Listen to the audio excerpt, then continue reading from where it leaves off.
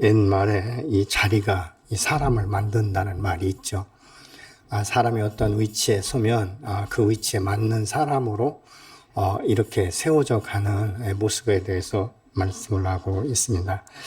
다시 말하면 그것에 맞을 만큼 성장하고 성숙하고 이 변화를 추구하는 모습을 우리가 볼 수 있게 되는 것이죠.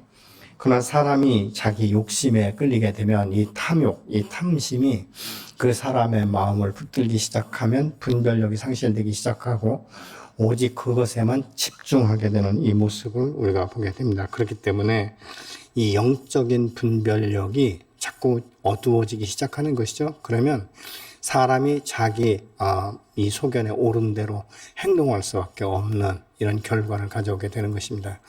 그러면서도 마치 그것이 진리인 것처럼 이렇게 붙들고 살아가는 이런 그 모습은 평생을 살아도 하나님의 어떤 분인지 하나님의 축복과 언약을 감당하지 못하고 이 세상에서 잠시 일시적으로 누리는 것에 모든 것을 추구하고 그것에 투자를 하기 때문에 결국은 남는 것이 없는 인생으로 마감하게 되는 것을 우리가 보죠. 우리가 잘 아는 롯이 아브라함을 따라다닐 때 그가 굉장히 부유했습니다. 아브라함을 축복하시는 이 하나님의 축복을 그도 곁다리로 사실은 감당하게 된 것 아니겠습니까? 그런데 이제 이것이 계속적으로 부욕해 되다 보니까 아브라함의 이 종들과 이 롯의 종들이 이제 싸움을 하지 않습니까? 누가 더 많은 좋은 곳을 먼저 확장을 해서 자기들의 이 짐승의 떼에게 먹이는가. 이것 때문에 갈등이 일어나기 시작하니까 아브라함이 생각할 때 이 두 가족이 도저히 하나의 이 떼를 이루어서 살 수 없다는 것을 알고 이제 선택권을 이 롯에게 주게 되지 않습니까? 그런데 이 롯이 사실은 이 하나님의 소돔이 멸망하기 전에 하나님의 동산과 같았다 이렇게 말하고 있는데 눈에 보기에 좋은 것을 선택하는 것이죠. 여러분, 이 탐욕이 자리를 잡게 되면 그 욕심 때문에 내가 손해를 보더라도 하나님의 뜻을 따르겠다 이런 마음은 전혀 없습니다. 어떤 방법을 통해서라도 내가 더 많이 선취하고 이게 쟁취해야 된다는 이런 생각을 갖게 되는 것이죠. 그런데 그 결과가 뭐냐? 이 11절로 12절에 보면 롯이 소돔 고모라 성을 선택할 땐 더 부유하고 더 풍성한 삶을 살기 위해서 갔지만 결국은 이 소돔 성의 이 왕과 연합군이 멸망함으로 인하여서 그곳에 몸을 담았던 그의 재산과 자기 자신과 모든 가족들이 이제는 결박을 당해서 끌려갈 수밖에 없는 자기의 생명도 어떻게 보니 풍전등화와 같고 재산을 다시 찾는다는 것은 아예 생각조차 할 수 없는 그런 형편에 이르게 되는 것을 우리가 보게 되는 것이죠. 그런데 이 롯이 소돔 고모라를 선택할 때 창세기 13장 13절은 이렇게 말합니다. 소돔 사람은 여호와 앞에 악하여 큰 죄인이었더라. 이렇게 말씀하고 있거든요. 그러니까 악하고 큰 죄인이었다. 이 말은 무엇입니까? 이 악하고 큰 죄인은 탐욕에 완전하게 지배를 당하는 사람들이죠. 여러분, 욕심이 많은 사람은 내 것도 내 거고 내 것도 내 것이고 내 것도 내 것이다. 이렇게 이제 말할 만큼 어떤 싸움을 했어라도 내가 더 부욕해 되기 위한, 그래서 우리가 이 직장에서 똑같이 이제 같은 동료로 살지만 누가 먼저 승진하는가 이런 거에 굉장한 마음을 갖게 되는 이런 경우를 보지 않습니까? 그래서 나보다 먼저 승진하는 사람에 대해서는 굉장히 경이롭고 축하하고 축복하기보다는 저것이 뭘 잘 해가지고 나보다 저렇게 빨리 승진하는가, 이래서 거기에서는 이 갈등과 시기와 질투하는 마음들이 생기는 것을 오늘날 현실에도 보지 않습니까? 이 죄가 있는 곳에는 그렇기 때문에 안전지대라는 것은 없어요.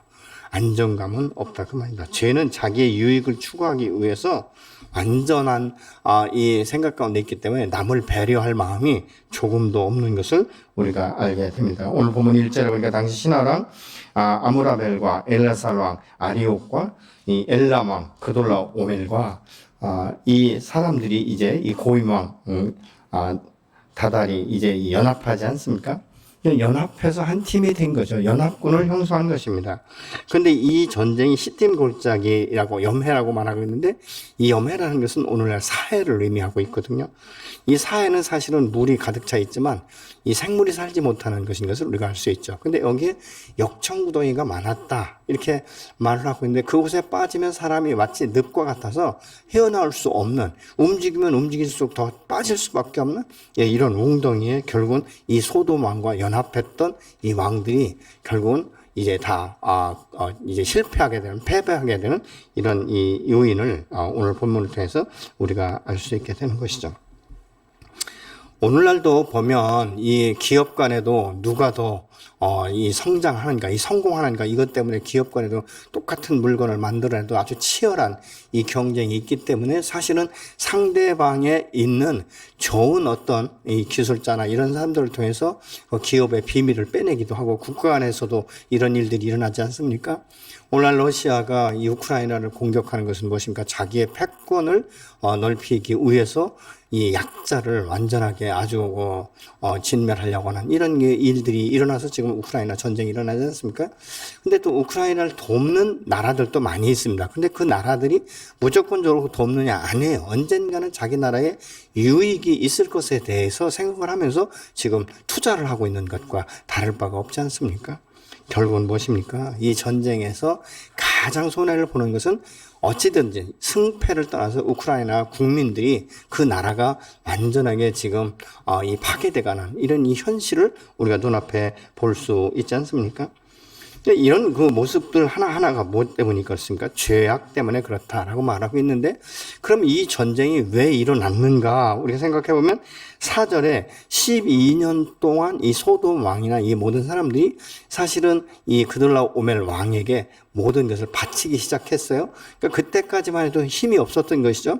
근데 12년이 지나고 한 13년째 되니까 우리가 이 정도의 이 힘을 가지고 있으면 저들을 이길 수 있겠다는 이 소망이 있었던 거예요. 그런 어떤 계산법이 있으니까 전쟁을 일으키지. 그 전쟁 일으키겠습니까? 만약 자기들이 영락없이 우리가 패한다 그러면 바로 가서 화해를 하든지 어떤 수단 방법 가리지 않고 문제를 아마 해결했을 것입니다. 그러나 이 전쟁이 맞붙어 싸운다는 것은 승산이 있다는 것을 우리가 생각해 볼 수 있지 않습니까? 그런데 그 전쟁이 자기의 계획대로 되지 않고 오히려 이 패망하게 되어서 그 나라가 완전히 망하는, 그래서 모든 재물을 뺏기는데 그곳에 얹혀 살던 롯도 얘는 아니라는 것이죠. 결국은 무엇인가? 자기가 포로되고 전 재산을 완전하게 뺏길 수밖에 없는 이런 그 문제에 지금 다다르게 된 것을 우리가 보게 되는 것이죠. 사람의 욕심은 끝이 없어요. 그것은 다다익선이라고 더 많을수록 좋다고만 생각하는 것이 이 탐욕을 가진 사람들의 부류인 것을 우리가 보게 된 것이죠. 결국은 무엇입니까?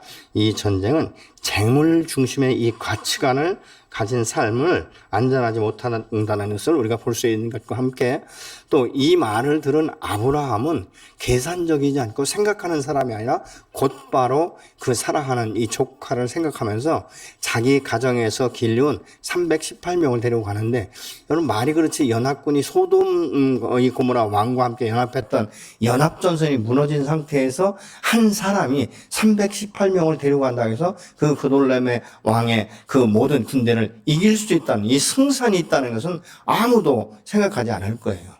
그러니까 이것을 아브라함이 생각을 하고 계산을 했다면 조카가 끌려가는 거는 참 어쩔 수 없는 참 고통이지만 그래도 어쩔 수 없다. 왜냐하면 내가 318명을 데리고 간다 할지라도 완전하게 100% 승산이 있는 것이 아니기 때문에 잘못하면 나와 우리의 가족과 이 318명의 목숨까지 다 잃을 수 있다는 이 위험한 것을 생각하기 때문에 아마 가지 않을 거예요. 그러면서 이렇게 생각하겠죠.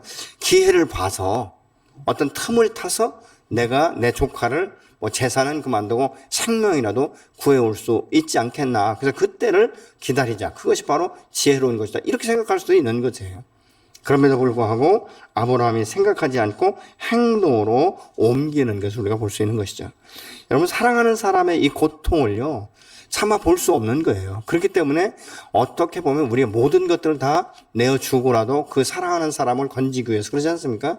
여러분 집안에 어떤 한 사람이 암병에 걸렸을 때 우리는 보험도 없고 아무것도 없으니까 너 치료하지도 말고 그냥 되는 대로 살다 죽어라. 이런 가족은 아마 완전히 분열된 가정 아니고는 없을 거예요. 집을 팔아서라도 내 모든 것들을 다 담보로 잡혀서라도 당신의 이 생명이 사는 것이 우선이기 때문에 그게 우리는 이렇게 다 당신을 병원에 입원시키고 다 하겠다. 내가 모든 책임을 지겠다. 이런 말을 할 수 있는 것 아니겠습니까? 그러나 그렇지 않다면 여러분 이 탐욕과 탐심에 아주 욕심으로 찢은 가정이라면요. 가족들 간에도 서로 돌보지 않는 거예요. 뭐 자기가 잘못 관리해서 건강이 잃어버린 것이지 우리가 뭐 잘못한 게 있나? 이렇게 우리가 마치 모래알 같은 그런 가족도 있다는 것이죠. 그런데 이 아브라함이 이제 쫓아가서 이제 이웃과 그 재산을 전부 다 찾아오지 않습니까? 근데 여기서 우리가 생각해 볼 수 있는 것은 사람의 가치관이 바뀌지 않으면 삶이 바뀌지 않는다는 거예요. 그 믿음의 사람이고 가치관을 자기가 다시 한번 생각해 봤다면, 재산이 내 생명과 모든 것을 지켜줄 수 없구나. 이것을 알았다면 아마 롯은 그 길로 바로 약속의 땅, 아브라함이 머문 그곳에 따라왔을 거예요. 근데 나중에 보면 롯은 여전히 소돔에 머물러 있었다라고 말하고 있지 않습니까? 심지어는 어떻습니까? 롯의 처는 소돔 고모라 성이 멸망할 때 뒤돌아보지 말고 오직 그 하나님께서 말씀한 피할 수 있는 그 길을 열어주셨는데도 불구하고 너무 그것이 궁금하니까 뒤돌아보다가 소금기둥이 되었다라는 것을 보면 얼마나 롯의 가족이 전부 다 이 탐욕과 현 시대에 묶였고 그 안에 완전히 빠져 있는지를 우리가 생각해 볼 수 있게 되는 것이죠. 여러분 누가복음 12장에서도 보면 예수님께서 이 재물에 대해서 말씀하실 때 한 사람이 와서 형과의 관계에 대해서 재산 분배를 할 수 있도록 해달라고 부탁을 하니까 예수님께서 탐심에 대해서 말씀합니다. 누가복음 12장 14절에 보면 이르되 이 사람아 누가 나를 너희의 재판장이나 물건 나누는 자로 세웠느냐 이렇게 말씀하시면서 15절에 이렇게 말씀합니다. 그들에게 이르시되 삼가 모든 탐심을 물리치라. 사람의 생명이 그 소유에 넉넉한 데 있지 아니하리라 하시고, 사람의 생명은 그 소유에 넉넉한 데 있지 않다라고 분명히 말씀하고 있지 않습니까? 여러분 사람의 영원한 생명은 예수 그리스도 안에서 거듭나지 않고는 하나님 나라를 볼 수도 없을 뿐만 아니라 그 모든 세상에 어떤 물질과 어떤 권력과 어떤 모든 능력이 있다 할지라도 그 영혼을 구원할 수는 없게 되는 것입니다. 근데 그 부자는 어떻게 말하는가? 한 부자의 비유를 말씀하고 있지 않습니까? 얼마나 이 풍성했는지 부자가 생각할 때 너무 가슴이 벅찬 거예요. 그러면서 자기 영혼에게 명령하지 않습니까? 내 영혼아, 참 이렇게 풍성하게 거뒀으니 이제 마음껏 먹고 마시고 즐기자. 그러면서 그것을 곳간에 넣으려고 창고만 짓는 이런 그 모습을 보게 되는 것이죠. 그래서 누가복음 12장 21절에 자기를 위하여 재물을 쌓아두고 하나님에 대하여 부여하지 못한 자가 이와 같으니라 이렇게 말씀하는 거예요. 어떻게 해요? 이 어리석은 자야, 오늘 저녁에 내가 내 영혼을 취하면 이 많은 풍성한 것이 내게 무슨 유익이 있겠느냐라고 말씀하고 있지 않습니까? 그렇기 때문에 하나님 안에 부여하지 못한 자의 결과는 무엇이냐? 재물을 쌓아두고 네가 만족할 수 없다라고 말씀하고 있지 않습니까?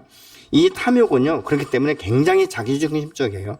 자기만 생각하게 되고 재물에 묶여서 하나님을 잃어버리니까 하나님의 베풀어진 은혜에 대해서 감사하지 못하는 거예요. 다 내가 열심히 노력해서 벌었다. 여러분 이 야곱이 변화되기 전에 뭐라고 말합니까? 자기의 삼촌에게 내가 재산을 증식하기 위해서 밤낮 없이 일한 것을 당신이 알고 있지 않습니까? 내가 밤잠을 이루지 못하고 새벽녘에 일어나서 밤이 늦도록 얼마나 열심히 뛰었는지 내 삼촌 당신이 보지 않았습니까? 그런데 내 수고로 이 많은 재물을 모은 것을 왜 뺏어가려고 하느냐? 이렇게 묻지 않습니까? 그러나 그가 야복강에서 하나님과 씨름해서 자기 이름이 이스라엘로 바뀌면서부터 그의 삶의 터닝 포인트가 조금씩 바뀌는 것을 볼 수 있게 되는 것이죠. 결국은 야곱은 자기 죽음 앞에 이르렀을 때 12자식을 다 축복하면서 침상머리에서 자기의 죽으면 자기의 시신을 약속의 땅, 조상들이 묻힌 그 땅에 묻어달라고까지도 위임하는 이 모습을 우리가 창세기를 통해서 볼 수 있게 되는 것이죠.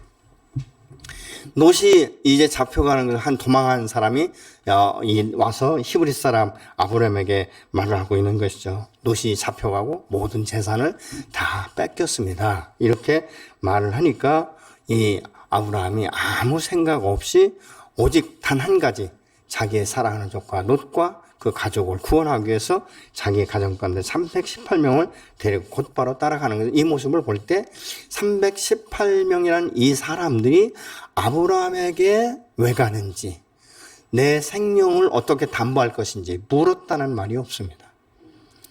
그리고 놀라운 것은 조카 롯을 다 이제 회복시키고 나서도 이놈아 내가 너한테 뭐라고 했느냐 이렇게 말하지 않았다는 거예요.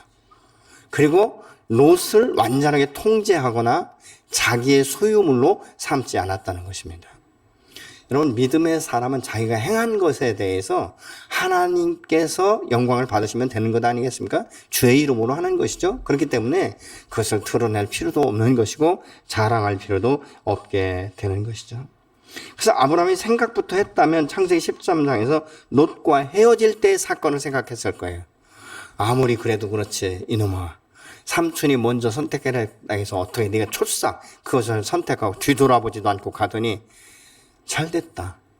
한번 너도 고생 좀 해봐야 알지. 네가 쓴 고생하고 좀 마음이 바뀌면 그때 내가 가서 어떻게 할지 모르겠다. 이렇게 생각했다면 움직이지 않았을 거예요. 여러분, 믿음의 행동, 사랑의 행동은 단순한 거예요. 이유를 묻지 않습니다. 그것은 왜냐하면 사랑하기 때문에 그런 것이죠. 여러분, 하나님께서 예수 그리스도를 이 땅에 보내실 때 생각하고 계산하셨다면 지금도 안 오셨을 거예요. 왜요? 우리 인간의 죄인은요, 한 번도 하나님을 기억하지 않습니다. 하나님을 대적하고 오히려 무엇이 잘 될 때마다 자기가 굉장한 영심리를 가지고 내가 이만큼 잘했다 이런 모습들을 드러내기를 원하는 것이죠. 근데 또 이 318명이라는 것을 생각해 볼 때 아브라함은 평소에 준비했다는 것입니다. 믿음의 사람은 평소에 준비하는 것이 매우 중요한 것이죠. 최선을 삶을 살아갈 수 있도록 준비하고 하나님께서 필요할 때 쓰시겠다라고 말하면 과감하게 드릴 수 있는 이 준비된 삶, 이것이 매우 중요한 것 아니겠습니까? 믿음은 생각만 하고 앉아있는 것이 아니라 자신이 할 수 있는 최선의 것을 행하는 것이에요. 아브라함이 계산적으로만 생각했다면 소돔 이 왕과 연합군에 대해서 나가다 그 쑥대밭이 되었는데 어떻게 그들과 싸울 생각을 했겠습니까? 그러나 아브라함은 그들을 데리고 와서 어떻습니까? 대낮에 가는 것이 아니라 야밤에 아주 조직적으로 습격을 통해서 이 왕을 완전하게 섬멸하고 롯과 모든 가족과 재산을 다시 되찾아오는 것을 우리가 볼 수 있죠. 그래서 이 믿음의 사람은요, 시간이 지나고 세월이 가면서 남는 것은요, 자기가 믿음으로 행한 것밖에 남지 않습니다. 그것이 바로 믿음의 사람의 행보예요. 여러분, 이 세상 것 아무리 자랑해도 그건 다 지나가는 것들이고 헛된 것 아니겠습니까? 그러나 믿음의 행보를 통해서 하나님의 뜻이 어떻게 이루어졌는지, 하나님께서 내게 주신 언약이 어떻게 성취되었는지를 이야기하는 것은 바로 하나님의 영광을 드러내는 것이 되는 줄로 믿습니다. 여러분이 지금 기억할 때 믿음의 행보 중에서 몇 가지를 기억할 수 있겠습니까? 내가 이렇게 어려울 때, 때로는 이렇게 내가 잘 될 때도 정말 하나님 안에서 내 믿음으로 이렇게 행한 것, 그것을 통해서 하나님은 기적을 보게 하셨고, 그것을 통해서 하나님은 영혼을 주께로 데려오는 이런 일들을 행하셨더라고 우리가 말할 수 있어야 되지 않겠습니까? 롯이 믿음의 사람이었다면 이런 기회를 통해서 사실은 회개하고 돌아올 수 있는 기회를 가졌어야 되는 것이죠. 그러나 롯은 여전히 이 소돔을 떠나지 못하고 그곳에 머물면서 소돔의 중심가로 들어가서 나중에는 성로에 앉아서 마치 재판관처럼 옳고 그름을 판단한 그 위치까지 올라간 것을 우리가 볼 수 있게 되는 것이죠. 그렇기 때문에 하나님의 사람은 이 믿음 안에서 이 분별력을 우리가 찾기 위해서는 내 안에 있는 수시로 일어나는 이 탐욕과 정욕을 십자가에 못 박아서 예수님을 끄는 것이 매우 중요한 것이죠. 그래서 갈라디아 5장 24절에 보니까 그리스도의 사람들은 육체와 함께 그 정욕과 탐심을 십자가에 못 박았느냐 이렇게 말씀하고 있지 않습니까? 이 갈라디아서 2장 20절도 보면 이제는 내가 사는 것은 나를 살아서 나를 위하여 자기 몸을 주신 예수 그리스도 그가 내 안에서 사는 것이다라고 우리가 분명히 말하고 있지 않습니까? 새로운 피조물이 된다는 것은 무엇입니까? 예수 그리스도와 함께 십자가를 통과한 것이죠. 근데 이 탐심과 탐욕은 십자가를 통과했음에도 불구하고 여전히 우리 마음 가운데 이 죄의 근본에서 나오는 잠재의식이 있어서 순간순간 나도 모르게 욕심에 끌릴 때가 너무 많지 않습니까? 이런 그 부분들을 우리가 어떻게 자를 수 있는가? 그것은 십자가의 옛사람의 정서가 드러날 때마다 못 받고 이제 완전하게 예수의 이름을 끊고 이 돌아서는 이것이 매우 중요한 것이죠. 왜 그런지 아십니까? 탐욕은 영육 간의 분별력을 상실하게 만들어요. 자꾸 흐리게 만들어요. 그러니까 분별력이 흐려지면 자꾸 타협하게 되는 것이에요. 어쩔 수 없는 거예요. 그거는 저나 여러분이나 똑같지 않습니까? 그래서 십자가에 못 박지 않으면 이것은 끊을 수가 없는 거예요.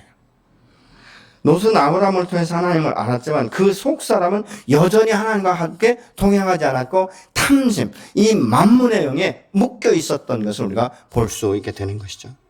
결국 무엇인가? 소돔 고모라 성이 멸망할 때까지 그곳에서 머물러 있게 되는 것을 우리가 볼 수 있게 됩니다.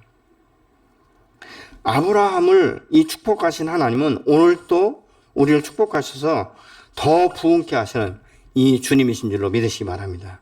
하나님 부유케 하실 때 믿음의 사람이 경계해야 될 것은 어리석은 부자처럼 자기 영혼만 채울 것이 아니라 흘려보내는 통로가 돼야 돼요. 놀라운 것은요, 흐르는 시냇물은 절대 썩지 않습니다. 그런데 큰 드럼통이라도 통에 담아놓은 물은 시간이 가고 세월이 지나면 다 썩어버리기 때문에 생물이 살 수가 없습니다. 여러분, 하나님께서 우리에게 재물을 주실 때 뭐 크게 무슨 삼손가처럼 이렇게 일어나야 내가 비로소 이웃을 보고 살피는 이런 정도가 아니에요. 내게 있는 것, 작은 것이라 할지라도 흘려보낼 때 하나님께서 그 흘려보낸 이 자리에 그 지경을 넓히시면서 더 큰 것들로 채우시는 것을 우리가 경험할 수 있어야 돼요. 사람이 말이죠, 인색한 사람에게는요, 사람이 붙지 않습니다. 제가 이렇게 그 사역을 하고 또 보면요, 뭐 평신도든지 목회자든지 만나다 보면요, 인색한 사람 주변에는요, 사람이 별로 없어요. 근데 좀 후하게, 있고 없고를 떠나서 어떻게 보면 저 사람 속도 없는가 보다 할 정도로 만나서 밥도 사고, 때로는 커피도 사고, 때로는 차도 데려다 주고, 이러면 아주 별거 아닌 것 같은데요. 그 주변에는 항상 사람이 있고, 더 중요한 것이 무엇인지 아십니까? 그 사람을 지지하는 세력들이 많아져요. 그리고 그 사람이 어려움을 당했을 때 자기가 도움을 받았던 모든 사람들이 뭐라고 말하는지 아십니까? 그분은 그런 사람 아니다 라고 말하기 시작하는 것이죠. 왜요? 자기가 경험한 것이 있기 때문에 그런 것이죠. 여러 어떤 때 보면 똑같은 부자라도요, 아주 쫀쫀한 부자가 있고요, 아주 앉은 자리에 풀도 안 나는 부자도 있어요. 근데 어떤 부자는 그렇게 흩어서 흘려보냈는데도 계속 부유한 사람이 있어요.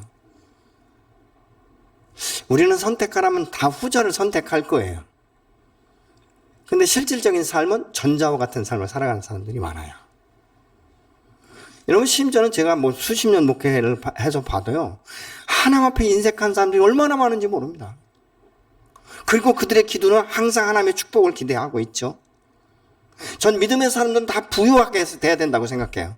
전 우리 성도들이나 기업이나 어떤 뭐 가정이나 이 모든 일에 있어서 풍요롭고 풍성했으면 참 좋겠습니다. 아낌이 없이 꾸어줄 수 있는, 흘려보낼 수 있는 이런 능력의 소유를 가지고 사는 것이 좋습니다. 뭐 옷을 입어도 좋은 옷 입으면 좋죠. 근데 자기만을 위한 삶은 나중에 열매가 없어요.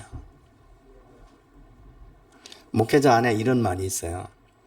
5만 명 목회를 하든 1000명 목회를 하든 30명 목회를 하든 은퇴 후에 커피값 내고 밥 사는 사람이 갑이다. 예. 그렇지 않습니까? 어떤 분들은 막 은퇴 후에도 막 나머지 막 노후 대책 세우느라고 예. 막 정신없이 막 이 한 푼을 쓸 때 막 손 떨고 남이 낼 땐 굉장히 기뻐하지만 자기 차례가 오면 가만히 뒤에 빠지고 말이죠. 이런 사람도 가끔 있어요, 보면요. 그리고 또 한마디 해요. 아무 말이나 안 하면 괜찮잖아요. 아이, 그 형님 왜 내? 내가 내려고 했는데. 근데 10번을 만나도 맨날 그 말만 하지 지가 한 번도 안 내는 사람이 있어요. 네. 마음이 있으면 내가 내기 전에 얼른 가서 긁고 와야 되잖아요. 그죠?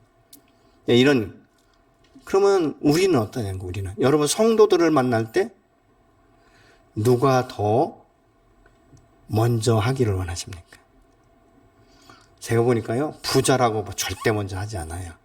그 마음이에요, 마음. 감동되고. 여러분, 하나님의 사람은 여유가 있어야 돼요. 풍성함이 있어야 됩니다. 무엇이요? 물질도 풍성해야 되지만 마음이 풍성해야 돼요. 흘려보낼 때 하나님께서 계속적으로 다른 것들로 채우시는 줄로 믿으시기 바랍니다. 물도 흘러가는 물이 더 깨끗해요. 네. 고여있는 물은 깨끗하지 않습니다. 나중에 성지순례를 가보시면 아시겠지만 이 갈릴리 호수는 항상 물이 흘러갑니다. 산 호렙에서부터 작은 이슬방울들이 모여서 이 갈릴리라는 이 호수, 또 성경에서는 바다라고도 일컫지 않습니까? 근데 그곳이 가득 차서 멈춰 있는 것이 아니라 계속 흘려보냅니다. 그런데 사해는 물이 들어오기만 하지 나가질 않습니다. 그래서 그곳은 염분이 얼마나 많은지요. 심지어는 어떤 목사님들이 이제 성지순례 갖고 이런 말도 했어요. 머리까지 다 담그는 사람 100불 준다고. 사해 머리까지 다 담그는 사람이 있으면 100불 준다고. 여러분 같으면 어떻게 하시겠습니까? 한번 시도해 보시겠습니까? 이거 그가지고 난 수영 잘하니까 물속에 들어가면 다 잠수할 수 있으니까 100불 10번이라도 하지 이러실 수 있을지 모르지만 한 사람도 못합니다. 왜요? 염분이 얼마나 많은 이 염도가 너무 높아가지고 한쪽을 넣으면 한쪽은 뜨게 돼 있어요. 돌이나 달고 들어가면 어쩔지 모르지만은 그리고 뭐 그 물이 눈에만 살짝 스치고 지나간 것 같아도 눈을 뜰 수가 없어요. 소금은 말이죠 얼마나 많은지 모릅니다. 근데 생물이 없다는 것입니다. 왜요? 흐르지 않기 때문에. 자린고비처럼 막 돈을 긁어 모을 수는 있지만 사람이 없어요. 생명의 나눔이 없는 것이에요. 하나님의 은혜가 있어도 은혜가 무엇인지를 모르는 사람입니다. 각박한 인생을 살아가는 거예요. 근데 이게 불신자들에게만 있냐? 아니요. 예수 믿는 사람들에게도 있습니다. 전 그래서 우리 성도들이 좀 누구를 만나면 넉넉하게 내가 먼저 집사님 차 한잔 하시죠. 오늘 식사 같이 하시죠. 이렇게도 좀 여유 있게 해서 함께 서로 이렇게 풍성해지는 이런 그 삶이 되었으면 좋겠습니다. 하나님 오늘 또 하나님을 신뢰하며 하나님의 뜻을 순종하고 살아가는 사람들을 축복하시기를 원하시는 줄로 믿습니다. 하나님께서 오늘 또 여러분과 함께 동행하시면서 그 축복하셔서 이 충만한 삶이 되시기를 예수의 이름으로 축복합니다. 한 번은 저희 사모가 사실은 굉장히 나누는 걸 너무 좋아해요. 어떻게 보면 제가 어떤 때는 그러거든요. 당신 그러다가 쓰러진다. 적당히 해라. 뭐 이럴 때가 있어요. 그런데 이 사모는 그게 자기의 기쁨이기 때문에 합니다. 한 번은 이 청주에 있는 우리 박 목사님 사모가 그때 이 암에 걸렸을 때 음식을 해다 줘야 되는데 그러다가 이제 저희가 한 서너 박스로 사과 박스로 한 서너 박스를 해서 이제 차에다 싣고 가는데 너무 피곤한 거예요, 이게 사람이. 그 막 새벽부터 일어나서 했거든요. 그러니까 하다 보니까 이게 너무 힘드니까 힘에 부치니까 가면서 그러더라고요. 내가 이번만이다. 진짜 힘들어서 이제 못하겠다. 이러고 갔어요. 근데 한참을 가는데 전화가 왔어요. 근데 낯도 붙이도 모르는 전화예요. 여러분 이런 전화 오면 대부분 안 받지 않습니까? 그 이제 저한테 그러고 이게 난 모르는 전화인데 이게 어디서 왔는지 모르겠다. 그래서 제가 받지 말라고. 왜냐면 하도 그런 전화가 많아가지고 엉뚱한 전화가 많고 받지 말라고 그랬어요. 근데 한 2번, 3번 이제 오니까 그래도 누군지 모르니까 급한 전화인지 모르지 않느냐. 뭐 우리 성도들이라고 다 우리가 알 수 있는 게 아니니까. 그래서 전화를 받았어요. 근데 다른 지역에는 사실 우리 사모는 얼굴도 몰라요. 이름도 몰라요. 근데 전화가 왔어요. 근데 그 사람이 누구냐면 사모가 보내는 묵상을 다른 사람이 퍼날러서 받는 사람이었어요. 근데 그분이 뭐라고 하냐면 사모님 제가 얼굴도 모릅니다.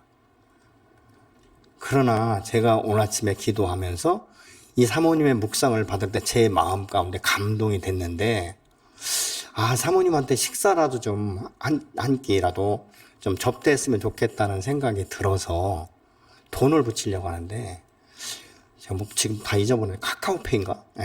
그거 할 수 있냐고 묻더라고요. 그러니까 우리 사모가 할 수 있다고. 그러면서 돈을 보냈는데요. 얼마나 많이 보냈는지 말이죠. 우리가 생각할 때 깜짝 놀랄 만큼 보냈어요. 그래서 우리 사모가 하는 말이 뭐냐면 하나님은 다 보고 계시구나. 내가 너무 피곤해서 좀 투정을 부렸더니 하나님은 이렇게 상상할 수 없을 만큼 하나님이 채워주시는구나. 그래서 많은 물질을 플로잉 받고 그것을 또 다른 사람들에게 흘려보냈어요. 그걸 보면서 우리가 뭘 느끼냐면 하나님 안에는 무슨 조건은 아니지만 공짜가 없다. 흘려보낼 때 그 수고와 그 마음과 그 사랑 이런 것을 아시는 하나님께서 눈여겨보시고 또 다른 방법을 통해서 흘려보내는 아는 사람이 아니라 전혀 이름도 지금도 이름은 알지만 이제 얼굴을 모릅니다. 얼마 전에도 지난번에도 그 어버이날인가요? 언제? 스승의 날 또 보내셨더라고요. 그러니까 이런 것을 우리가 뭐 받기 위해서 하는 건 아니지 않습니까? 여러분 흘려보내는 사람은 굉장히 자유한 거예요. 조건이 없는 거예요. 조건이 있는 흘려보내면 아니에요. 그냥 조건 없이 그냥 흘려보낼 때 하나님께서는 그 주머니를 차고 넘치도록 채우시는 줄로 믿습니다. 아브라함은 조카 롯을 구할 때 조건이 없었어요. 내 생명을 담보로 해서 어떻게 하겠다 이것도 아니에요. 가서 사랑하기 때문에 그 영혼을 구해온 것이죠. 그 재물과 모든 것을 다 뺏어오지 않습니까? 그러면서 오다가 이제는 그 하나님 앞에 다시 한번 이 감사하는 이 기회를 갖는 것을 우리가 창세기 14장을 통해서 볼 수 있게 되는 것이죠. 하나님의 사람은 오늘도 살아계신 하나님 전능하신 하나님을 신뢰하는 것입니다. 믿음의 사람의 여정은 복인답게 사는 것이죠. 악의 길을 따르지 아니하고 죄인의 길에 서지 아니하고 오만한 자의 자리에 앉지 아니하고 오직 하나님의 마음을 가지고 하나님의 사랑 안에서 하나님의 언약의 그 축복의 말씀 안에 순종을 통해서 언약을 성취해가는 믿음의 산 증인의 삶이 되어지는 줄로 믿으시기 바랍니다. 하나님의 사람은 하나님을 신뢰할 때 결코 망할 수가 없습니다. 하나님께서 우리에게 축복하시는 작은 것이 더 큰 것을 이루고 마치 그것이 흘러가면서 그 지경을 넓히고 창대케 되는 이런 역사가 일어나게 되는 줄로 믿으시기 바랍니다. 기도의 시작은 비록 작은 것 같지만 끝이 창대한 것처럼 기도하면서 영적인 비밀을 알게 되는 것이고 하나님의 나라를 확장해 가는 것이고 하나님이 기뻐하시는 일을 먼저 할 수 있도록 순종할 수 있는 이 믿음을 통해서 역사하시는 하나님을 내가 경험하고 이웃이 경험되어지고 열방이 경험되어지는 이런 축복의 통로로 하나님 오늘 또 저와 여러분을 세우시는 줄로 믿으시기 바랍니다.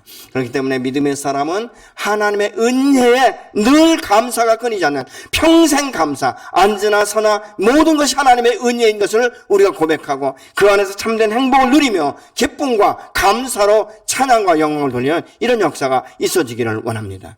저는 하나님의 말씀 앞에 순종하는 여러분을 통해서 탐심에 얽매이지 아니하고 탐욕에 끌려가지 아니하고 묶이지 아니하고 오히려 자유케 되는, 그래서 하나님께서 우리의 영혼을 자유케 하고 춤을 추며 감사하는 것처럼 이런 역사가 일어나기를 원합니다. 저는 믿음의 사람 아브라함과 이 노세 이 부분을 보면 두 사람이지만 동일하게 그들은 하나님을 알아갔지만 하나님을 끝까지 신뢰했고 한 사람은 곁다리로 하나님을 알았던 것이죠. 지식은 알았지만 그 마음으로는 하나님을 신뢰하지 아니하고 경외하지 아니하고 하나님 앞에 예배자로 서지 않았던 것입니다. 심지어는 자기가 모든 육체가 결박을 당하고 그동안 모았던 모든 재산을 빼앗기는 이 위기 가운데도 다시 회복됐을 때 하나님을 경외하고 하나님 앞에 예배자로 서지 않는 그 아주 견고한 이 탐욕에 묶여 있었던 그의 결말을 우리가 창세기를 통해서 알 수 있지 않겠습니까? 나는 오늘 하나님 안에서 어떤 삶을 살고 있는가? 풀어주는 삶을 살고 있는가? 아니면 묶고 있는 삶을 살고 있는가? 여러분, 재물을 가지고 갈 수 있는 영혼은 한 영혼도 없습니다. 저는 염을 수백 명을 해봤기 때문에, 그리고 시골에서 이 염하는 모습을 볼 때 여러분, 천석을 짓는 사람이나 200평을 짓는 사람이나 아무것도 갈 땐 가지고 가는 것 없습니다. 단지 다르다면 수의를 다르게 입을 수 있겠죠. 더 비싼 수의를 입을 수 있고 아주 값싼 수의를 입을 수 있습니다. 그러나 모든 것은 땅에 들어가면 다 썩어지고 흙으로 돌아갈 수밖에 없는 것이죠. 내 시골에서 안 믿는 사람들이 어떻게 하느냐 하니까 10원짜리 그 엽전, 동전 칼로 깎아가지고 열이요, 백이요, 천이요, 만이요, 만석까지 간대요. 근데 동전 하나를 깎아서 그렇게 하는 것입니다. 많은 재산을 가진 사람이나 적은 재산을 가진 사람이나 똑같습니다. 그것은. 그렇다면 나도 오늘날 이상 살아갈 때 내 육신의 장막이 무너지면 우리는 모든 것을 다 놓고 갈 수밖에 없는 것이죠. 자, 그렇다면 내가 살아있는 동안에 무엇을 위해서 내 인생을 드릴 것인가? 무엇을 위해서 내가 그 기쁨을 찾을 수 있을 것인가? 생각해 봐야 되지 않겠습니까? 여러분, 자녀들이 잘 되고 범사가 강건하고 충만하고 형통케 되기 원하십니까? 여러분이 순종을 통해서 흘려보내는 역사가 있어지길 예수로 축원합니다. 내가 붙들고 있는 한 내 자녀들에게는 열매가 유업으로 흘러가지 않습니다. 내가 풀어서 계속적으로 흘려보낼 때, 믿음으로 심을 때 하나님의 그 모습을 보시면서 내가 그 수를 다 누리지 못하면 자녀들에게 흘러가게 되는 것이고, 자녀는 부모의 그 모습을 보면서 또 다른 삶을 그렇게 살아가는 거예요. 전 그래서 우리 성도들의 가정과 삶이 말이죠, 지금의 여러분의 삶보다 여러분의 자녀의 삶은 더 풍성하고 더 부유하고 더 많은 것들을 흘려보내고 정말 열방을 유업으로 취하는 이런 역사들이 계속적으로 이 진행되어 가기를 예수로 축원합니다. 저는 우리 교회 성도들 위해서 기도할 때, 특별히 임직자들 위해서 기도할 때도 그 복을 놓고 기도하고 있습니다. 하나님, 이들에게 복을 주시되 믿음의 복을 주시고 믿음의 유업을 흘려보낼 수 있도록 현재에 묶이지 않게 하시고 미래를 보게 하시고 애연적인 삶을 살아갈 수 있도록 하나님 축복하여 주시옵소서. 현재는 답답하고 참으로 말로 표현할 수 없는 이 고통이 있을 수 있지만 하나님, 그 고통, 이 광야의 시간들을 믿음으로 감당하며 은혜 안에 오늘도 그럼에도 불구하고 역사하시는 주님을 기대하며 찬양하고 감사의 이 제사를 드릴 수 있도록 하는 그 마음을 위로하시고 격려하시고 축복해달라고 기도하고 있습니다. 하나님의 사람은 하나님의 사람답게 세상 사람과 다른 방향으로 살아가야 될 줄로 믿습니다. 그럴 때 여러분을 통해서 놀라운 유업들이 여러분 자신과 여러분의 가정과 자녀들의 삶 가운데 대대로 흘러가는 축복의 통로가 될 줄로 믿습니다.